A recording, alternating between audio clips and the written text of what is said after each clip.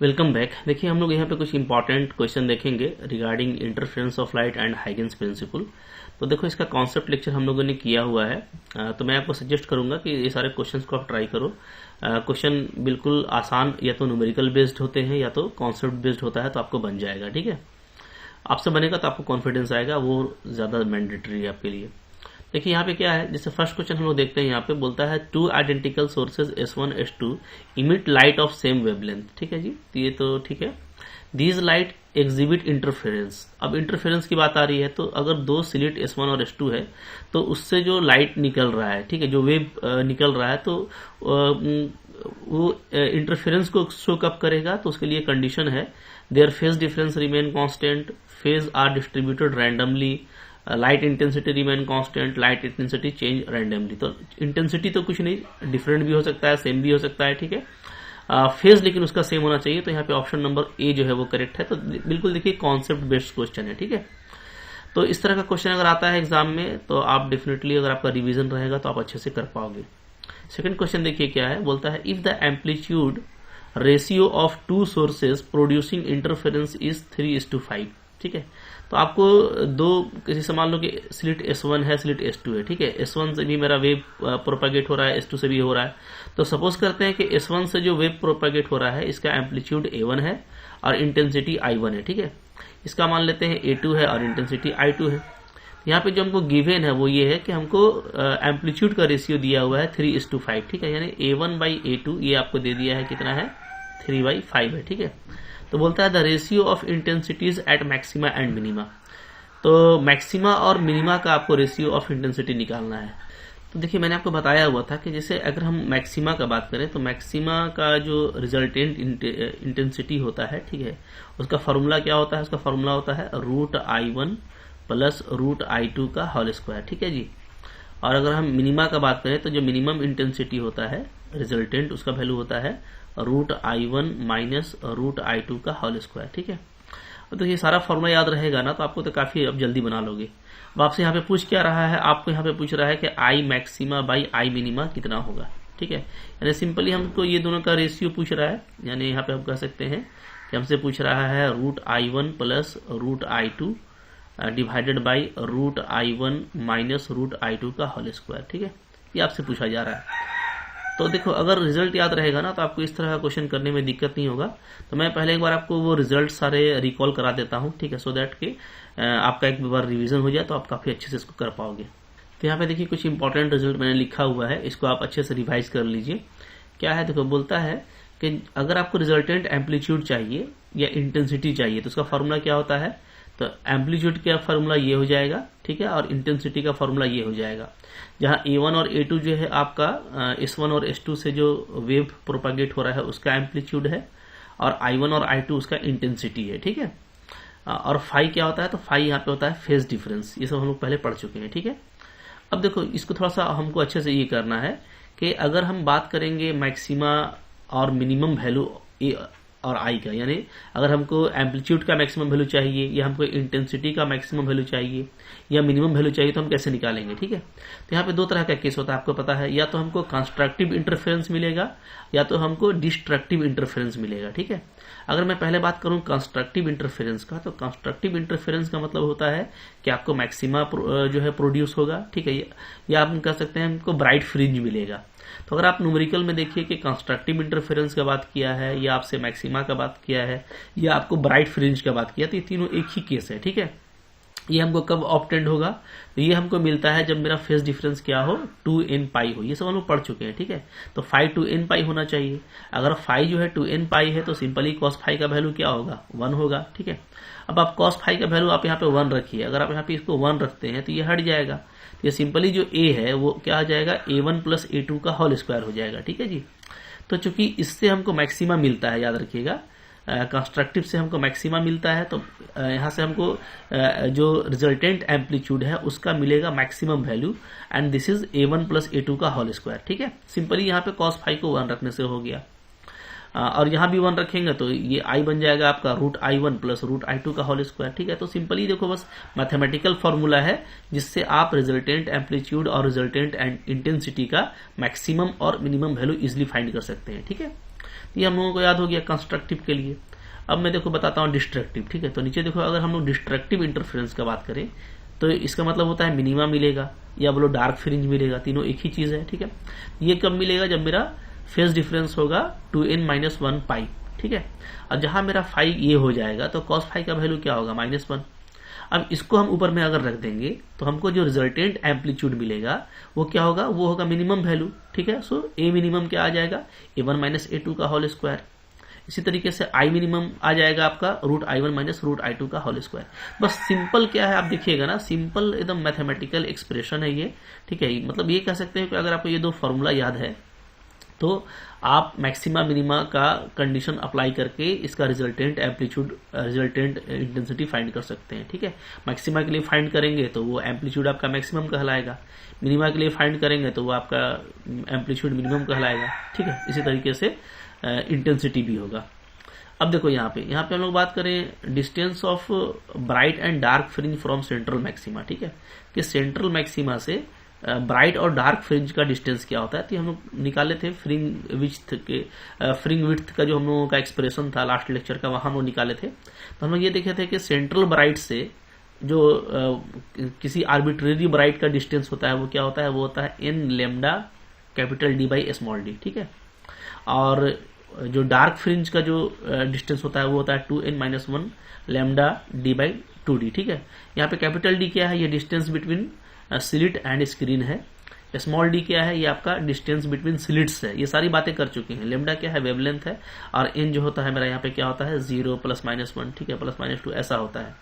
जबकि यहाँ पे जो n है वो आपका +-1 +-2 इस तरीके से होता है, ठीक है।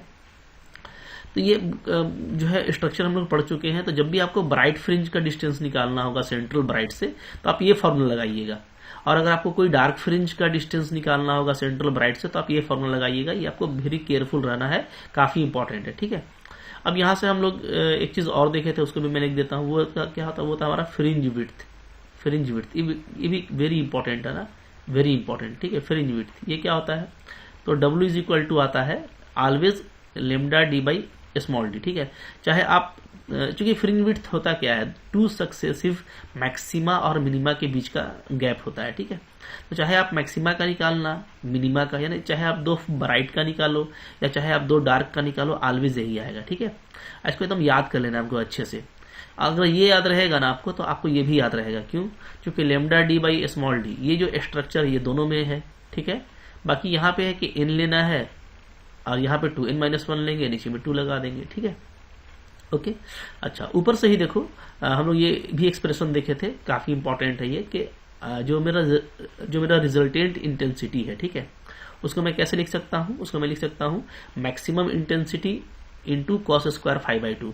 ये भी हम लोग देखे थे लास्ट लेक्चर में, मैथमेटिकल एक्सप्रेशन है, तो ये भी इंपॉर्टेंट है, याद रखिएगा, ठीक है। आगे देखो क्या है? Shift of fringes. अच्छा, अब देखो क्या होता है कि जैसे मान लो S1 है, S2 है, ठीक है, और S1 से कोई भी प्रोपागेट कर रहा है, इसमें कोई ऑब्स्टेकल रख दिया गया, मतलब बीच में कोई मीडियम रख दिया गया है, ठीक है, जिसका रिफ्रैक्टिव इंडेक्स मान लो म्यू है और थिकनेस T है। तो हम लोग ये बात किए थे कि ऐसे केस में क्या होता है कि अब जो इंटरफेरेंस होगा तो उसमें जो फ्रिंज होगा वो शिफ्ट कर जाएगा ऊपर की तरफ, ठीक है। तो कितना से शिफ्ट करेगा? तो जो जिस भी फ्रिंज की आप बात करेंगे, जैसे मान लो मैं इस प्रॉपर ब्राइट फ्रिंज की बात कर रहा हूं तो ये ऊपर की तरफ शिफ्ट कर जाएगा, ठीक है। कितना लेंथ से शिफ्ट करेगा? तो ये शिफ्ट लेंथ जो है वो है आपका μ-1 T D/d, और ये ऊपर की तरफ शो कर रहा है, एरो की ऊपर की तरफ चला जाएगा, ठीक है। इसका भी देखो लॉजिक इजी है याद करने का। D/d आपका वही लेना है, ठीक है, D/d, ऊपर में d नीचे में स्मॉल d, और लेमडा जो है, जो एक तरह का डिस्टेंस है, वो आपको लेना है μ-1 T, और ये हम लोग देखे थे कि जो पाथ डिफरेंस आता है वो यही आता है, ठीक है। तो लॉजिकली आपको याद रहेगा, सारी चीजें एक दूसरे से कनेक्ट करके याद रखोगे, लिंक्ड करके याद रखोगे तो आपको याद रहेंगी और एग्जाम में बिंदास बनेंगी, ठीक है। इससे ज्यादा बहुत ज्यादा फॉर्मूला यूज नहीं होगा, बस आपको इसको सिस्टमेटिकली आपको यूज करते जाना है, ठीक है। थोड़ा सा माइंड को वहां पे ये रखिएगा तो बहुत ईजी होता है। अब चलो चलते हैं क्वेश्चन की तरफ। तो हम लोग का क्वेश्चन था इधर, फिर क्वेश्चन नंबर 2 चल रहा था ना। चलो आ जाओ 2 पे बात कर लेते हैं हम लोग। ओके, चलिए क्वेश्चन नंबर 2।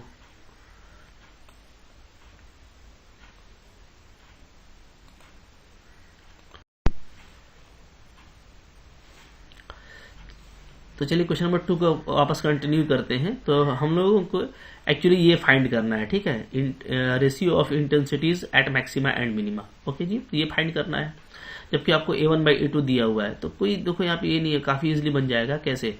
हम लोग को देखो ये पता है कि जो इंटेंसिटी है वो क्या होता है, वो प्रोपोर्शनल होता है A का स्क्वायर का, ठीक है जी। यानी अगर रूट आई की बात करेंगे तो ये प्रोपोर्शनल हो जाएगा A का, ठीक है। यहाँ पे पहले आप इसको ऐसे कर दीजिए, सिंपली इसको मैं ऐसे लिख देता हूँ, √I1/I2 ऐसा लिख देता हूँ, ठीक है। +1 डिवाइडेड बाई आ जाएगा आपका √I1/I2 -1, ठीक है। तो ऊपर नीचे हम लोग √I2 से डिवाइड कर दिए, ठीक है।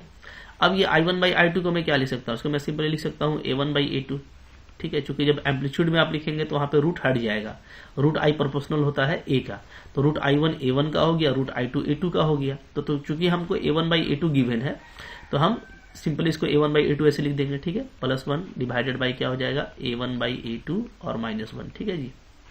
अब देखो वैल्यू क्या जा रहा है, ये आपको 3/5 दिया है तो ये होगी आपका 3/5 +1 और नीचे आपका आ जाएगा 3/5 -1, ठीक है जी। चलिए अब इसको थोड़ा सा सिंप्लीफाई कीजिए, तो ऊपर में आ जा रहा है आपका 8/5 और नीचे मेरा आ जा रहा है -2/5, ठीक है। अच्छा, यहाँ पे थोड़ा सा मिस्टेक किए हम लोग। देखो यहाँ पे क्या है कि स्क्वायर है ना, स्क्वायर लगेगा, ठीक है। क्योंकि आई मैक्सिमा मेरा ये था और आई मिनिमा मेरा ये था, ओके। दोनों में स्क्वायर है तो होल स्क्वायर लगा दीजिएगा। तो यहाँ पे भी लग जाएगा होल स्क्वायर, यहाँ पे भी लग जाएगा आपका होल स्क्वायर, ठीक है। चलो, तो ये भी आपका स्क्वायर के अंदर आएगा, ये भी आपका स्क्वायर के अंदर आएगा, ठीक है। तो अब यहाँ पे ये भी स्क्वायर हो जाएगा, हर जगह स्क्वायर अप्लाई कर देंगे। तो यहाँ पे भी स्क्वायर और यहाँ पे भी स्क्वायर। चलिए, तो 5 मेरा कैंसिल हो रहा है, तो फाइनली आ जा रहा है 8 का स्क्वायर 64 और 2 का स्क्वायर 4। तो इसको कट करेंगे तो 16:1 आ रहा है। So option number C is correct. देखो बिल्कुल मैथमेटिकल है, आपको मैंने बताया कि ये फॉर्मूला हम लोगों को याद है कि आई मैक्सिमा इतना होता है, आई मिनिमा इतना होता है। तो सिंपली आपसे क्या पूछा था, ratio of intensity at maxima and minima, ये मेरे से ये पूछा है। तो जहां इसको डिवाइड करेंगे तो मेरा ये बन जाएगा। अब सिंपल सा ये रिजल्ट आपको अप्लाई करना है कि इंटेंसिटी एम्पलीट्यूड के स्क्वायर के प्रोपोर्शनल होता है, ठीक है। तो ये अप्लाई कीजिएगा तो आपका डेफिनेटली काफी जल्दी ये बन जाएगा। चलो आगे देखते हैं फिर क्या है। क्वेश्चन नंबर 3 है यहाँ पर। तो अब आप खुद से भी ट्राई करना शुरू कीजिए, क्योंकि सिंपल क्वेश्चन है तो अब आपसे बनेगा तो आपको यहाँ पे कॉन्फिडेंस आएगा। नेक्स्ट देखिए, क्वेश्चन नंबर 3 है यहाँ पे हमारे पास में, क्वेश्चन नंबर 3, ओके। तो क्या बोलता है, ये बोलता है for a sustained interference of light the necessary condition is that the two sources should. तो दोनों सोर्स का क्या होना चाहिए, फेज डिफरेंस कांस्टेंट होना चाहिए, ठीक है। तो फिर से अगेन यहाँ पे ऑप्शन नंबर ए सिंपली जो है जैसा पहला क्वेश्चन था उसी तरह का क्वेश्चन है ये भी। इस तरह का रिजल्ट बेस्ड क्वेश्चन आ जाता है तो आप काफी जल्दी उसको कर पाएंगे। आगे देखो क्या है, नेक्स्ट है which of the following is conserved when light waves interfere. तो इंटरफेरेंस ऑफ लाइट में एनर्जी आपका कंजर्व रहता है, ठीक है। एक सिंपल सा कॉन्सेप्ट है कि एनर्जी कंजर्वेशन वहां पे एग्जिस्ट करता है, तो आपको ये चीज याद रखनी है। आगे देखो क्या है, क्वेश्चन नंबर 5 यहाँ पे है, बोलता है if two waves represented by. देखिए यहाँ पे 2 वेव है, थोड़ा सा हल्का क्वेश्चन यहाँ पे ब्लर्ड हो रहा होगा, ठीक है। फिर आप इसको देख लो, if two waves represented by, एक वेव आपका ऐसे दिखाया गया है y1 is equal to 4 sin ωt है, ठीक है। और दूसरा है y2 is equal to 3 sin ωt plus π/3। ये 2 वेव आपको दिया हुआ है, एक पॉइंट पे जाकर के ये लोग इंटरफेयर होता है, ठीक है। The amplitude of resulting wave, तो आपको जो है एम्पलीट्यूड पूछा है। अब देखिए अगर हम लोग देखें तो जो वेव का इक्वेशन होता है, तो देखिए वेव का जो डिस्प्लेसमेंट है उसको हम लोग कैसे दिखाते हैं, उसको हम लोग दिखाते हैं y is equal to a sin ωt, ठीक है। ये जो है आपका ωt प्लस फाइव भी होता है, तो ये हमारा जो है रिप्रेजेंट करने का तरीका है जो कि साइनसोडियल इक्वेशन में दिखाया जाता है। यहाँ पे आप देख रहे होंगे कि अगर आप कंपेयर करें, अगर फाइव मान लो 0 है तो ये इस तरह से कभी फॉर्म होता है a sin ωt, ठीक है। तो यहाँ पे जैसे 2 आपको दिया हुआ है, तो डेफिनेटली यहाँ पे जो a है वो कौन है, तो ये पहला एम्पलीट्यूड है, यानी इसको हम a1 बोलेंगे, और ये दूसरा एम्पलीट्यूड है, ये है आपका a2, ठीक है। इसे कंपेयर करने पे क्योंकि पहले a होता है, तो आपको सिंपली ये बोल रहा है कि रिजल्टेंट एम्पलीट्यूड क्या होगा। तो हम लोग अभी पढ़े हैं कि जो रिजल्टेंट एम्पलीट्यूड होता है वो क्या होता है, वो होता है a1 का स्क्वायर प्लस a2 का स्क्वायर प्लस 2a1 a2 और cos फाई, ये होता है जी, ठीक है। अब फाई यहाँ पे फेज डिफरेंस है और वो भी हमको दिख रहा है फाई कितना है, तो फाई यहाँ पे है π/3, ठीक है, चूंकि यहाँ पे फाई होता है। अब चलिए बस पुटअप कर देना है मेरे को, काम हो जाएगा। तो पुट कर देते हैं। तो a1 का स्क्वायर क्या हो जाएगा, तो ये 4 का स्क्वायर 16, a2 3 का स्क्वायर 9 प्लस 2 4 इंटू 3 और यहाँ पे आपका जा रहा है cos पाई बाई 3 यानी cos 60 डिग्री। ठीक है, तो ये आपका हो गया 25 प्लस यहाँ पे आपका हो जाएगा 2 4 जा 8 3 जा 24 इंटू cos 60 1/2 होता है, तो यहाँ पे फिर से आपका 12 आ जाएगा। यहाँ पे देखो यहाँ पे आ जा रहा है 37। ठीक है, अच्छा यहाँ पे a स्क्वायर होता है, a square equal to this, तो a स्क्वायर का वैल्यू मेरा ये आ गया। अब हमको बोल रहा है कि एम्पलीट्यूड कितना होगा, तो एम्पलीट्यूड यहाँ पे हो जाएगा √37। ठीक है, तो ऑप्शन आपका देखिए, चूंकि बोलता है अबाउट है ना, रिजल्टिंग वेव कितना होगा, तो अबाउट हम बात करें तो ये 36 के करीब है और 36 का स्क्वायर रूट क्या होता है 6 होता है, तो यहाँ पे 6 वाला ऑप्शन आपका करेक्ट हो जाएगा। ठीक है, क्योंकि और कोई भी 6 के नियर बाई में दिया नहीं है, तो यहाँ पे कोई इशू नहीं है और आपको अबाउट में लिखा था। इस तरीके से आप एग्जाम में आपको आसानी हो जाता है, आप √36 का वैल्यू लिख करके इसको निकाल सकते हैं। ठीक है, चलो तो इस तरह का क्वेश्चन देखो, काफी सिंपल है, आप भी बनाते जा रहे होगे। नेक्स्ट है 2 coherent sources of intensity I1 and I2, दो का इंटेंसिटी I1 I2 है, इंटरफेरेंस पैटर्न को शो करता है। तो मैक्सिमम इंटेंसिटी का फॉर्मूला, तो ये तो हम लोग अभी पढ़े हैं कि मैक्सिमम इंटेंसिटी क्या होता है, √I1 प्लस √I2 का होल स्क्वायर होता है। तो यहाँ पे ऑप्शन नंबर डी आपका करेक्ट है, डायरेक्टली आपको रिजल्ट से पूछ रहा है। ठीक है, फिर देखो क्वेश्चन नंबर 7 है, यहाँ पे बोलता है what is the path difference of destructive interference. ठीक है, तो डिस्ट्रक्टिव इंटरफेरेंस का पाथ डिफरेंस क्या होता है, काफी जल्दी आप निकाल सकते हैं। क्वेश्चन नंबर 7 की बात करें तो देखो अभी हम लोग पढ़े हैं कि जो फेज डिफरेंस होता है वो होता है 2n -1 या +1 भी ले सकते हैं, कोई इशू नहीं है। ठीक है, जो ऑड होता है 2n + 1 पाई होता है। ठीक है, या 2n - 1 पाई होता है, ये हमारा किसके लिए, डिस्ट्रक्टिव इंटरफेरेंस के लिए। तो यहां से अब देखो जो मेरा फेज डिफरेंस है वो क्या होता है, वो होता है 2 pi by lambda into path difference, ये फॉर्मूला है। ठीक है, तो यहाँ पे दोनों को इक्वल कर दीजिएगा, तो 2 pi by lambda delta x equal to क्या आ जाएगा जी, 2n + 1 पाई आ जाएगा। तो पाई पाई मेरा कैंसिल हो गया, तो यहाँ से डेल्टा x क्या आ जा रहा है, ये आ जा रहा है 2n + 1 इंटू लेमडा बाई 2। ठीक है, तो ये हमारा हो गया पाथ डिफरेंस डिस्ट्रक्टिव इंटरफेरेंस में। तो आपको ये यहाँ पे ऑप्शन नंबर डी करेक्ट है, बिल्कुल सिंपल है। ठीक है, रिजल्ट आपको याद है तो बहुत जल्दी आप इस तरह का क्वेश्चन जल्दी कर पाएंगे। आगे देखो क्या है, क्वेश्चन नंबर 8 है, बोलता है which of the following is not an essential condition for interference. Interference के लिए क्या जरूरी नहीं है। ठीक है, तो interfering wave must propagate in almost the same direction. ठीक है, ये कोई हाँ ये तो है कि उसी डायरेक्शन में होना चाहिए। ठीक है, डायरेक्शन अलग अलग होगा तब तो फिर दिक्कत होगा। तो आपको नॉट पूछा है ना, सेम पीरियड और वेवलेंथ का होना चाहिए, ये भी ठीक है। ठीक है, amplitude of 2 wave must be equal और 2 interfering beam of light must originate from the same source. ठीक है, यहाँ पे देखिए, यहाँ पे आप जैसा लोग जानते हैं कि एम्पलीट्यूड अलग अलग भी हो सकता है, तब भी इंटरफेरेंस होगा। ठीक है, यहाँ पे ये सी नंबर ऑप्शन करेक्ट है कि दोनों का एम्पलीट्यूड जरूरी हो, ये कोई जरूरी नहीं है, क्योंकि आपको नॉट एसेंशियल पूछा है। ठीक है, ये सारी चीजें तो जरूरी है कि एक ही डायरेक्शन में प्रोपागेट करना चाहिए, तभी तो वो जाकर के इंटरफेयर करेंगे ना। फिर क्या हो रहा है कि वेव जो है वो सेम पीरियड और वेवलेंथ का होना चाहिए। ठीक है, ये भी सही है। और जो बीम ऑफ लाइट है वो एक ही सोर्स से ओरिजिनेट होना चाहिए, ये भी जरूरी, हम लोग देखे थे कॉन्सेप्ट में। ठीक है, यहाँ पे ऑप्शन नंबर सी आपका करेक्ट होगा, क्योंकि आप फॉर्मूला देखते हो, फॉर्मूला में क्या आता है कि जैसे ये आता है कि आपका जो रिजल्टेंट एम्पलीट्यूड है वो A1 A2, तो अलग अलग एम्पलीट्यूड भी होगा तब भी रिजल्टेंट एम्पलीट्यूड आपका एग्जिस्ट करेगा, इंटेंसिटी करेगा, तो इसलिए एम्पलीट्यूड इक्वल हो ये जरूरी नहीं है। ठीक है, आगे देखो क्या है, क्वेश्चन नंबर 9 है यहाँ पे, इंटरफेरेंस प्रूफ्स। इंटरफेरेंस क्या प्रूफ करता है, तो देखो इंटरफेरेंस जो है वेव नेचर ऑफ लाइट को प्रूफ करता है। ठीक है, ये हम लोग देखे थे इंटरफेरेंस का कॉन्सेप्ट में, और इंपॉर्टेंट चीज है, इसको आप याद रखिएगा। पार्टिकल नेचर को नहीं करता, याद रखिएगा, वेव नेचर को करता है। नेक्स्ट है हमारा 10 number, when interference of light take place. जब इंटरफेरेंस ऑफ लाइट होता है, ठीक है, तो क्या होता है, तो अभी हम लोग देखें कि कंजर्वेशन ऑफ एनर्जी एग्जिस्ट करता है वहां पे, तो कंजर्वेशन ऑफ एनर्जी वाला ऑप्शन आपका यहाँ पे करेक्ट होगा। ठीक है, तो सिंपल कॉन्सेप्ट बेस्ड क्वेश्चन है, ये आप जल्दी जल्दी कर पाओगे। 11 नंबर देखो है, 2 waves of intensity I and 4I superpose, then maximum and minimum intensity produced. तो अभी हम लोग पढ़े हैं कि I मैक्सिमम क्या होता है जी, तो I मैक्सिमम होता है √I1 प्लस √I2 का होल स्क्वायर। ठीक है, ये तो आपका यहाँ पे I1 जो है वो I है, तो यहाँ पे आप √I लगा दो। ठीक है, प्लस I2 कितना है 4I है, यहाँ पे आप 4I लगा दो, तो इसका वैल्यू क्या आ जाएगा, तो ये आ जाएगा 4 से 2 बाहर आ जाएगा, तो ये रूट आई और 2i, तो यहाँ पे 3 रूट आई बन रहा है ना, तो 3 रूट आई का स्क्वायर क्या हो जाएगा, 9i हो जाएगा। ठीक है, और मिनिमम निकालेंगे तो मिनिमम क्या होगा, मिनिमम हो जाएगा मेरा root i1 minus root i2 का होल स्क्वायर। ठीक है, अगेन अब वैल्यू पुट कीजिएगा तो आ जाएगा रूट i माइनस 4i का होल स्क्वायर, तो ये आपको आ जाता है माइनस में रूट i आ जाएगा ना, चूंकि ये तो 2i बनेगा, 2 बाहर निकल जाएगा, तो रूट i का स्क्वायर क्या आएगा, तो i आएगा, तो 9i और i। तो यहाँ पे जो ऑप्शन नंबर बी है ये आपका करेक्ट ऑप्शन है। ठीक है, तो बिल्कुल सिंपल है, सिर्फ रिजल्ट अप्लाई करना है।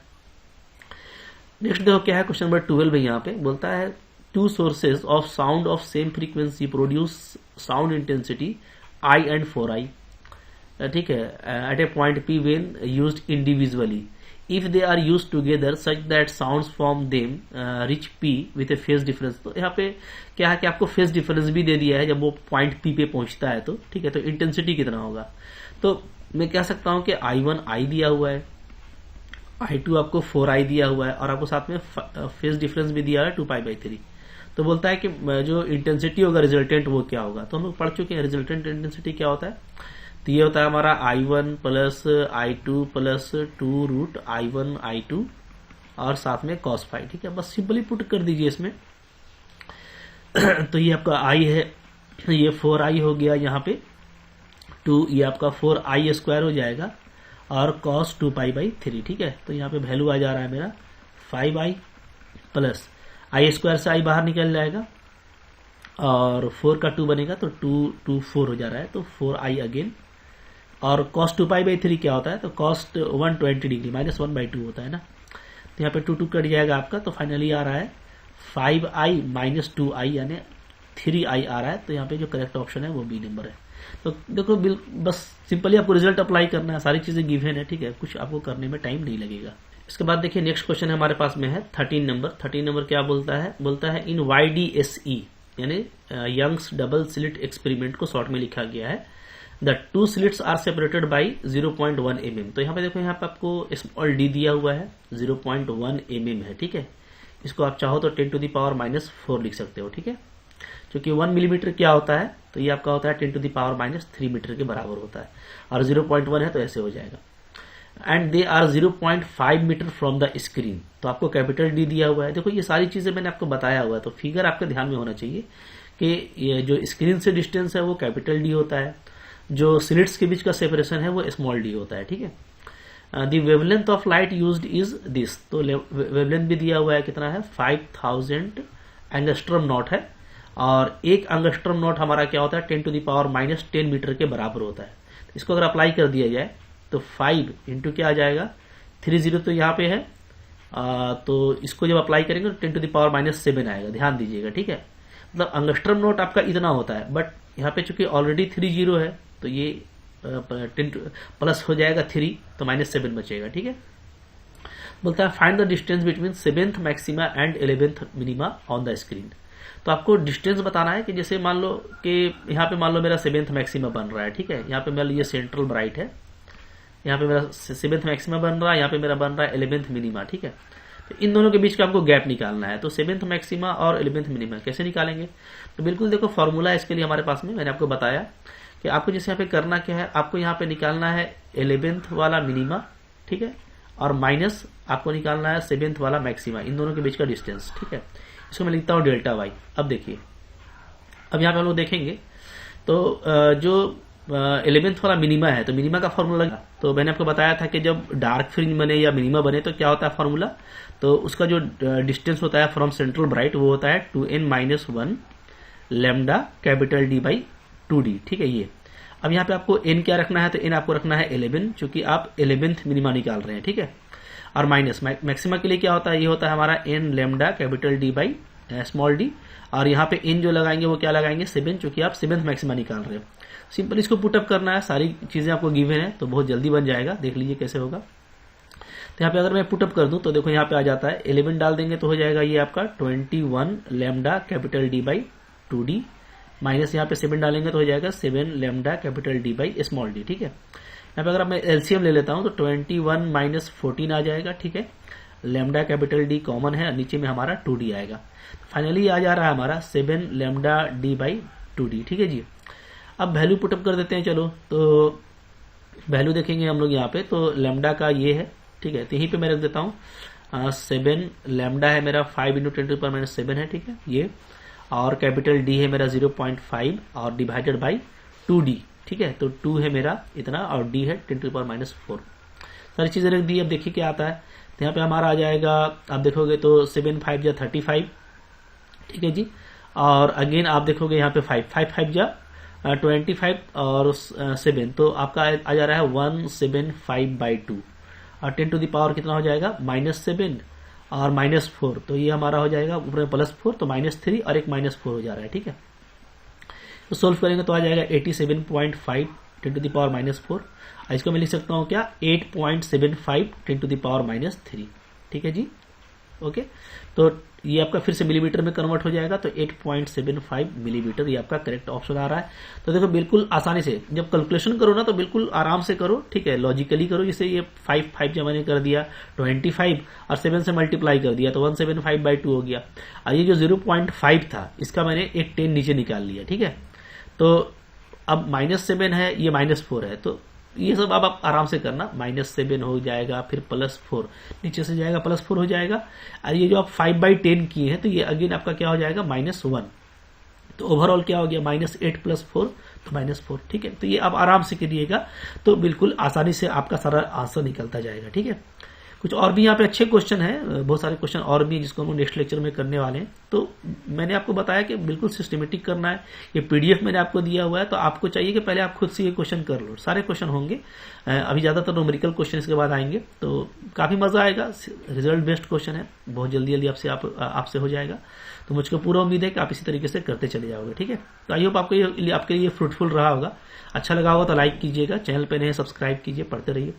और आप पूरा कोर्स करना चाहते हो, पीडीएफ चाहते हो, बहुत सारे इस तरह के जो क्वेश्चंस प्रैक्टिस है उसमें आप चाहते हो कि आप शामिल हो जाओ, आपके डाउट्स भी क्लियर हो जाए, तो उसके लिए आपको मेरा कोर्स बाय कर लेना चाहिए। अगर आप पीजीटी की या टीजीटी की तैयारी कर रहे हैं, ठीक है, तो मेरा कोर्स मेरे एप्लीकेशन पे अवेलेबल है। तो मेरा एप्लीकेशन है MSc learn honestly, MSc learn honestly, इसको आप प्ले स्टोर से डाउनलोड कर लीजिए। वहां पे कोर्स काफी जेन्युइन रेट में लगा हुआ है, आप बाय कर पाएंगे, ठीक है, सिस्टमेटिक लर्निंग कर पाएंगे, काफी मजा आएगा, डेफिनेटली आपका गोल जरूर होगा। Thank you very much.